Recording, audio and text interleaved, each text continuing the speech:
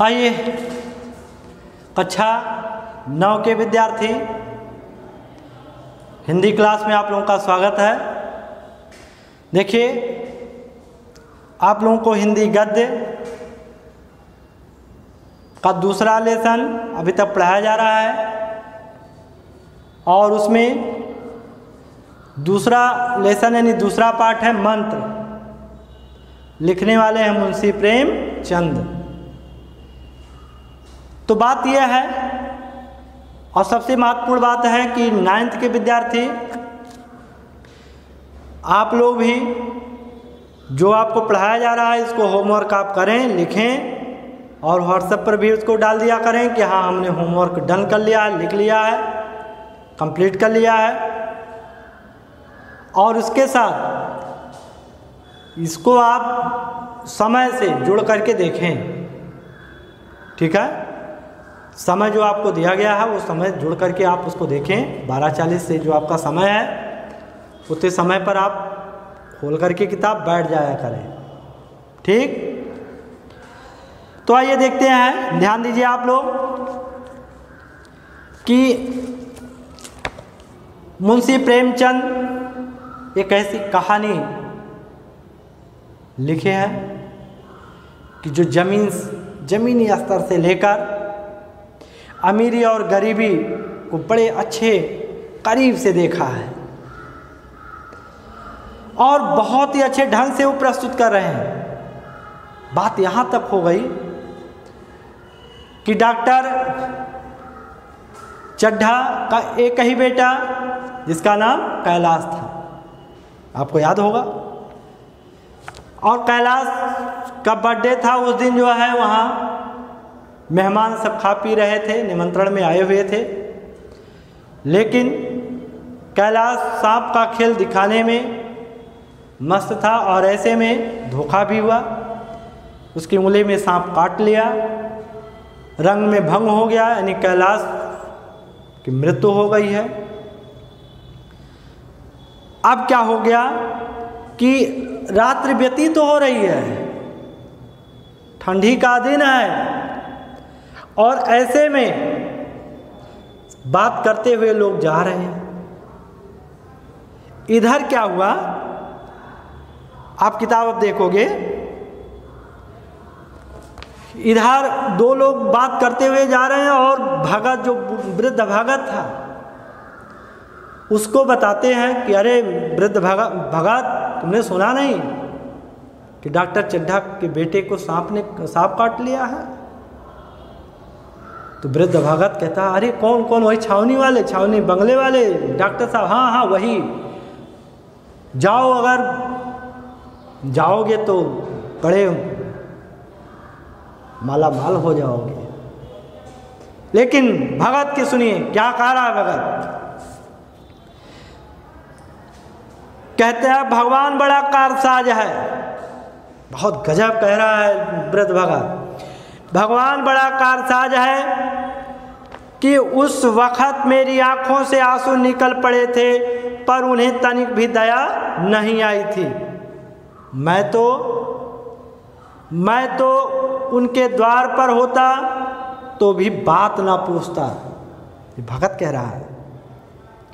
अच्छा तो न जाओगे, हमने जो सुना था वह कह दिया, व्यक्ति कह रहा है।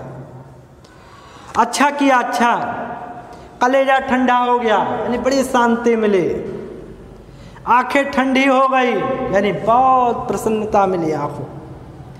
लड़का भी ठंडा हो गया, यानी लड़के की भी मृत्यु हो गई होगी। तुम जाओ, आज मैं चैन की नींद सोऊंगा, यानी आज मैं बहुत आराम से सोऊंगा। कौन कह रहा? वृद्ध भगत कह रहा है। बुढ़िया जरा सी देर में खर्राटे लेने लगी।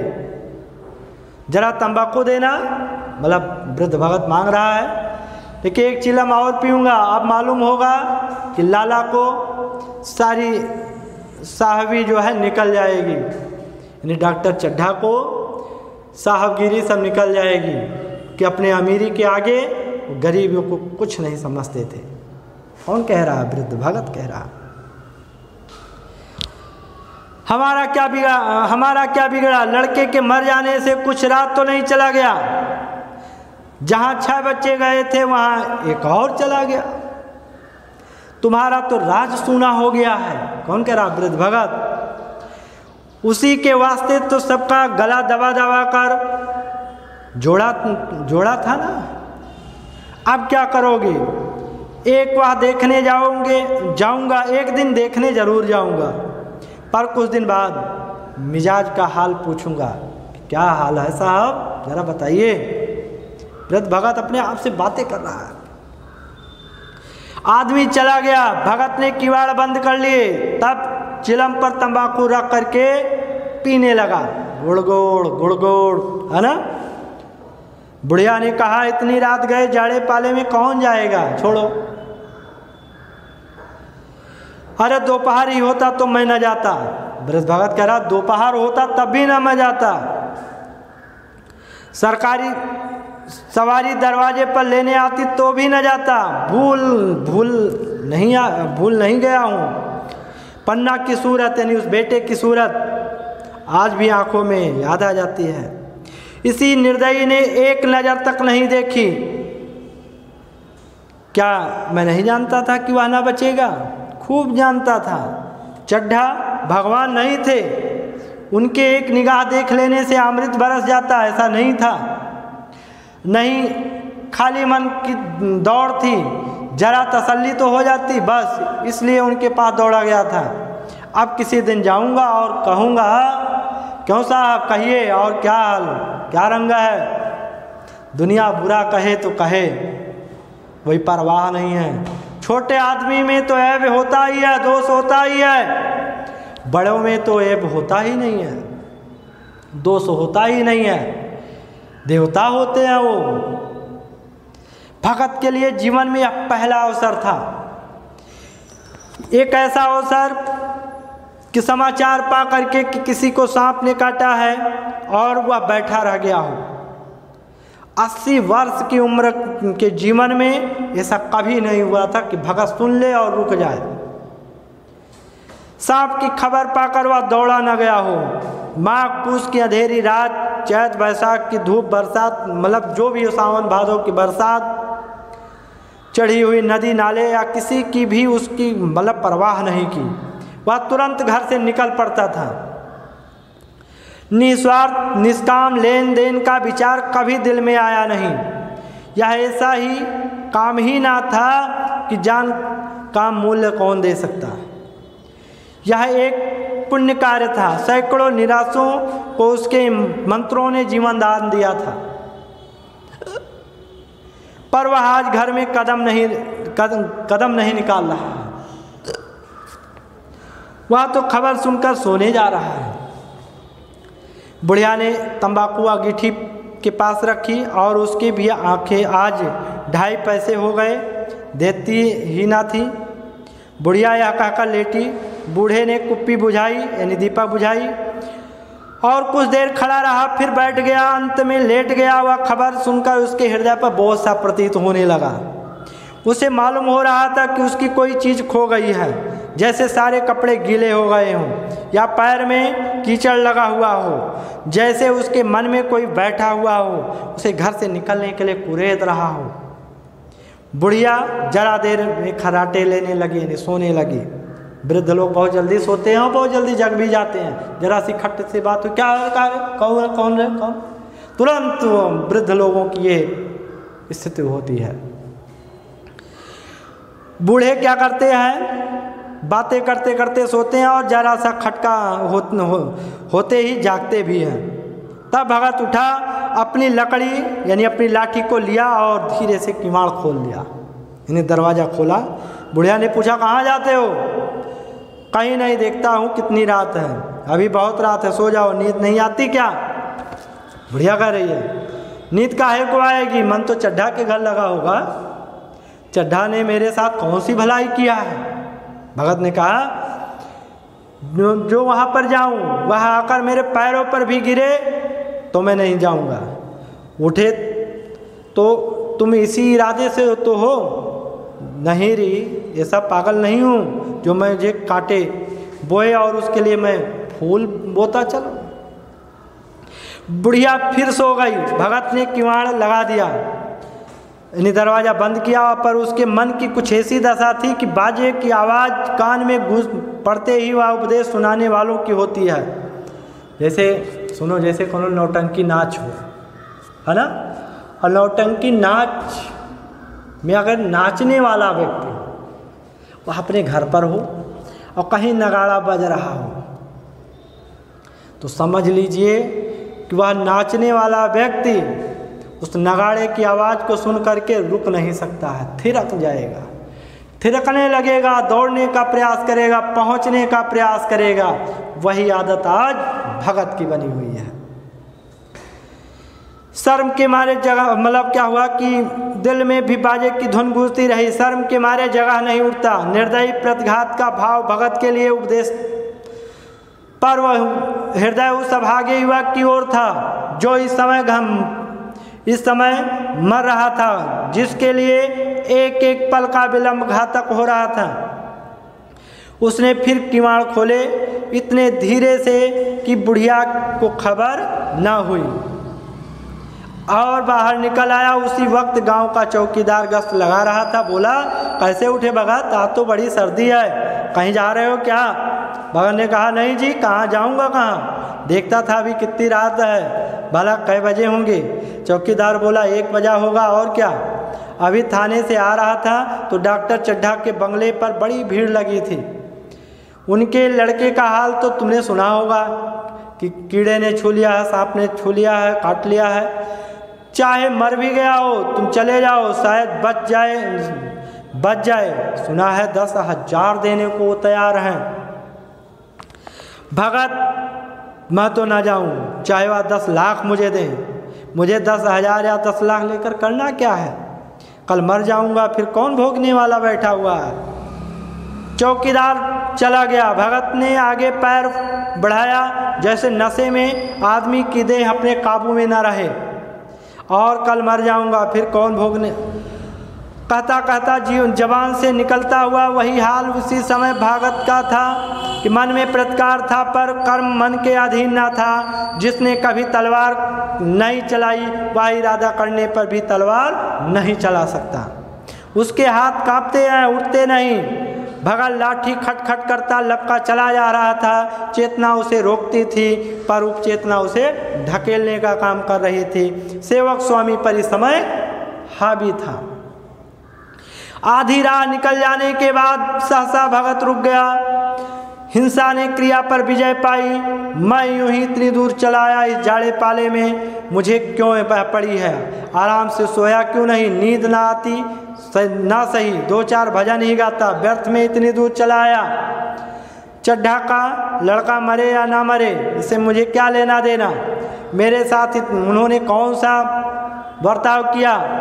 मैं उनके लिए मरूं? दुनिया में हजारों मरते हैं, हजारों जीते हैं, मुझे इससे क्या परवाह लेनी देनी? मगर उपचेतना अब एक दूसरा रूप धारण कर लिया, जो हिंसा से बहुत कुछ मिलता जुलता था। वह झाड़ फूंक करने नहीं जा रहा है, वह देखेगा कि लोग क्या कर रहे हैं। डॉक्टर साहब का रोना पीटना देखेगा, किस तरह से पछाड़े खाते हैं। वह देखेगा कि बड़े लोग भी छोटों की तरह ही बात रोते हैं, सबर भी कर जाते हैं। वे लोग जो विद्वान होते हैं सबर कर जाते होंगे। हिंसा भाव ये एकदम सोच रहा अंदर। धीरज देता हुआ वह फिर आगे बढ़ दिया। इतने में 2 आदमी आते दिखाई दिए। दोनों बातें करते जा रहे थे कि चड्ढा बाबू का घर तो उजड़ गया। वही तो एक लड़का था। भगत के कान में आवाज़ पड़ी तो उसकी चाल और तेज हो गई। थकान के मारे पैर नहीं उठ रहे थे, सिरों भाग, यानी इतना तेज भाग रहा था मानो अब मुंह केवल घिर जाएगा। इस तरह कोई 10 मिनट चला होगा कि डॉक्टर साहब का बंगला नजर आने लगा। बत्तियां जल रही थी मगर सन्नाटा छाया हुआ था। रोने पीटने की आवाज़ भी नहीं आ रही थी। भगत का कलेजा धक धक करने लगा। क्या करने लगा? धक धक करने लगा। सोचने लगा कहीं देर तो नहीं हो गई। वह दौड़ लगाने लगा। उतनी उम्र में इतना तेज कभी ना दौड़ा था। बस वही मालूम होता था कि मानो उसके पीछे मौत दौड़ी चली आ रही है। 2 बज गए थे, मेहमान विदा हो गए, रोने वालों ने केवल आकाश के तारे रह गए थे और सभी रो रो कर थक गए थे। बड़ी उत्सुकता के साथ लोग रह रहकर आकाश की ओर देखते थे कि किसी तरह सुबह हो और लाश गंगा की गोद में दी जाए। सहसा भगत ने द्वार पर पहुंचकर आवाज दी, डॉक्टर साहब, समझे कोई मरीज आया होगा। किसी और दिन उन्होंने इस आदमी को धुतकार दिया होता, मगर आज बाहर निकल आए, देखा एक बुढ़ा आदमी खड़ा है, कमर झुकी हुई, पोपला मुंह, भवें सफ़ेद हो गई, लकड़ी के सहारे खड़ा है। बड़ी नम्रता से बोले, क्या है भाई, आज तो हमारे ऊपर पहाड़ टूट पड़ा है, कहते नहीं बनता, फिर कभी आना इधर, 1 महीना एक शायद किसी मरीज को ना देख सकूं। भगत ने कहा, सुन चुका हूँ बाबूजी, इसलिए आया हूँ। भैया कहाँ, जरा मुझे दिखा दीजिए। भगवान बड़ा कारसाज है, मुर्दे को भी जिंदा जो है कर सकता है, कौन जाने अब भी उसे दया आ जाए। कौन कह रहा? भगत। चड्ढा ने व्यथित स्वर में कहा, चलो देख लो, मगर 3-4 घंटे हो गए, जो कुछ होना था हो चुका। बहुतेरे झाड़ने फूकने वाले देख देख कर चले गए। डॉक्टर साहब को आशा तो क्या होती, बूढ़े पर दया आ गई, अंदर ले गए। भगत ने लाश को 1 मिनट तक देखा, तब मुस्कुराकर बोला, अभी कुछ नहीं बिगड़ा है बाबूजी, वह नारायण चाहेंगे तो आधे घंटे में भैया उठ बैठेंगे, आप नाहक दिल छोटा करते हैं। जरा कहारों से कहिए पानी भर करके लाएं। कहारों ने पानी भर भर कर कैलाश को नहलाना शुरू किया। पाइप बंद हो गया था, कहारों की संख्या अधिक न थी, इसलिए मेहमानों ने अहाते के बाहर कुएं से पानी भर भर कर कहारों को दिया और मृणालिनी कलसा लिए पानी ला रही थी। बूढ़ा भगत खड़ा होकर के मुस्कुरा करके मंत्र पढ़ रहा था, मानो विजय उसके सामने खड़ी थी। जब एक मंत्र समाप्त हो जाता तब एक जड़ी कैलाश को सुंघा देता। इस तरह ना जाने कितने घड़े कैलाश के सिर पर डाले गए और ना जाने कितनी बार भगत ने मंत्र फूंका। आखिर जब भूषा ने अपनी लाल लाल आंखें खोली तो कैलाश की भी लाल लाल आंखें खोल गई। यानी जब प्रातः काल होने लगा तो कैलाश भी जाग गया, ठीक हो गया। एक क्षण में उसने अंगड़ाई लिया और पानी पीने को मांगा। डॉक्टर चड्ढा ने दौड़कर नारायणी यानी अपनी पत्नी के गले लग गए। नारायणी दौड़ करके भगत के पैरों पर गिर पड़ी और मृणालिनी कैलाश के सामने आंखों में आंसू भरने पूछने लगी, अब तबीयत कैसी है? एक क्षण में चारों तरफ खबर फैल गई। मित्रगण मुबारकबाद एक दूसरे को देने लगे। डॉक्टर साहब बड़े श्रद्धा भाव से हर एक के सामने भगत का गुणगान करने लगे। सभी लोग भगत के दर्शनों के लिए उत्सुक हुए, मगर अंदर जाकर देखा तो भगत का कहीं पता न था। नौकरों ने कहा, अभी तो यहीं बैठे चिलम पी रहे थे, हम लोग तंबाकू देने लगे तो भी नहीं ली, अपने पास से तंबाकू निकाल कर पी लिया। यहाँ तो भगत की चारों ओर तलाश होने लगी। भगत लपका हुआ घर जा रहा था, बुढ़िया के उठने के पहले पहुँच जाऊँ। जब मेहमान लोग चले गए तो डॉक्टर साहब ने नारायणी से कहा, बुढ़ा ना जाने कहाँ चला गया, एक चिलम तंबाकू का भी रवेदार नहीं किया, यानी कर्जदार नहीं किया। नारायणी, मैंने तो सोचा था इसे कोई बड़ी रकम दूंगी। चड्ढा, रात को मैंने नहीं पहचाना, पर जरा साफ हो जाने पर पहचान गया कि एक बार यह मरीज को लेकर आया था। मुझे अब भी याद आता है कि मैं खेलने जा रहा था, मरीज को देखने से इनकार कर दिया था। आज उस दिन की बात मुझे जितनी ग्लानि हो रही है कि उसे प्रकट नहीं कर सकता। मैं उसे खोज निकालूंगा और उसके पैरों पर गिर करके अपने अपराध को क्षमा कराऊंगा। वह कुछ लेगा तो नहीं, यह मैं जानता हूँ। उसका जन्म यश के लिए ही हुआ है। उसकी सज्जनता ने मुझे ऐसा आदर्श सिखा दिया है जो अब से जीवन पर्यंत मेरे सामने रहेगा। इस तरह से जो है डॉक्टर चड्ढा का बेटा जीवित हो जाता है और भगत ने वह काम कर दिया कि आप मतलब एक मानवता का पाठ पढ़ाया कि आप भले कांटे बोए मेरे लिए, लेकिन मैं आपके लिए फूल बोने का काम करूंगा। तो ये रहा मंत्र पाठ। किसने लिखा है? मुंशी प्रेमचंद जी ने। आइए आपको हम दे रहे हैं इसमें से लिखने के लिए। कैसे आप क्या लिखोगे? रेखांकित करिएगा। पहले आप संकेत दे दीजिए। आप सुनिए ध्यान से, संकेत दीजिए। संकेत में आप देंगे चड्ढा रात को, चड्ढा रात को मैंने नहीं पहचाना, डैश डैश डैश सामने रहेगा, सामने रहेगा। ये तो संकेत हो गया। अब आप अंडरलाइन करें उसमें, यानी रेखांकित कर लें। मैं बोल रहा हूँ रेखांकित आपको करना है। मैं तो उसे खोज निकालूंगा और पैरों पर गिरकर अपना अपराध क्षमा कराऊंगा। वह कुछ नहीं लेगा, यह जानता हूँ। उसका जन्म यश की वर्षा करने के लिए ही हुआ है। उसकी सज्जनता ने मुझे ऐसा आदर्श दिया है जो अब से जीवन पर्यंत मेरे सामने रहेगा। यानी एकदम लास्ट पैराग्राफ है, आप एकदम लास्ट वाला पैराग्राफ देखेंगे, अंतिम। ठीक, प्रश्न लिखिए। आ तो वही रहेगा, उपयुक्त गद्यांश के पाठ में लेखक का नाम लिखना है। ब रेखांकित अंश की व्याख्या कीजिए, हो जाएगा ना। और सब प्रश्न आपका रहेगा, ग्लानि किसको हो रही थी, ग्लानि किसको हो रही थी। प्रश्न लिख लीजिए, ग्लानि ग्लानि किसको हो रही थी, ये उत्तर लिख दीजिएगा। ग्लानि किसको हो रही थी, ओके। तो इसको लिख लीजिएगा कंप्लीट करके। ज़रूर आप व्हाट्सएप पे डाल दें कि आपने ये काम किया है। ठीक, ओके, धन्यवाद।